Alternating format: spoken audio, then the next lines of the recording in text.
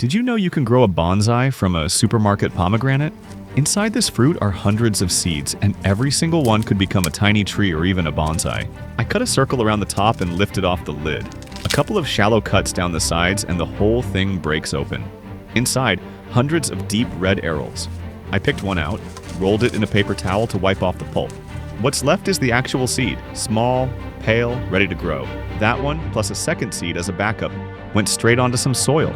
A quick mist of water, and we wait. Now it's just soil staring back at me. For days nothing happens, which with pomegranate seeds is completely normal. A few weeks in, the first sign of life. A tiny green shoot pushes up, barely the size of my finger, already unfolding its first real leaves. And once it starts, it doesn't slow down. The stem thickens, more leaves push out, and within a few weeks the whole thing looks completely different from that first tiny sprout. Week by week, more leaves, more branches. The whole thing fills out, getting bushier by the day. Now, pomegranates are tougher than they look. They basically want three things: light, light, and a bit more light.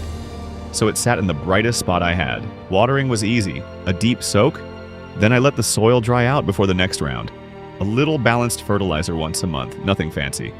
And honestly, most of the time I just left it alone and let it do its thing. And then, half hidden in all that green, the first tiny red bud. Those flowers are the real reward.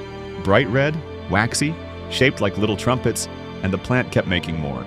Honest part though, these won't turn into fruit yet. A pomegranate from seed takes several years before it fruits, and a small pruned bonsai may never fruit at all. But that was never the goal. As the first flowers start to wilt, the plant calms down. The perfect moment for the real transformation into a bonsai. First, I loosen the roots poking out the bottom, then gently squeeze the pot from every side until everything comes free. Out come both plants in one big root-bound clump. I carefully tease them apart at the roots and pick the bigger, stronger of the two. That's the one becoming a bonsai. Now the slow part. With a small bonsai rake, I work my way around the root ball in circles, teasing the old soil away bit by bit. No rushing here, and you want the roots intact, not ripped. Round after round, more of the root system appears until the whole thing is laid completely bare. Oddly satisfying to watch. The bonsai pot has two small drainage holes in the bottom. I cover each one with a little mesh screen, so the substrate stays in but water can still drain out. Then I thread a wire up through both holes from underneath. This is what's going to anchor the roots and trunk later. Now the tree goes in. I position it just where I want it, bend the wire up over the roots and twist it down tight, locking everything firmly in place so it can't shift. Now the substrate. I use a purely mineral mix, no regular soil, because it drains fast and keeps the roots healthy. I add it bit by bit, working it in around the roots and gently pressing it down as I go. A little tapping and moving along the way helps it settle into every gap, so there are no air pockets left. Slowly, layer by layer, the roots disappear and the tree finally stands firm on its own. And now, the part that always feels a little brutal. The cut. Snip by snip, I take off the branches that don't fit the shape I'm going for.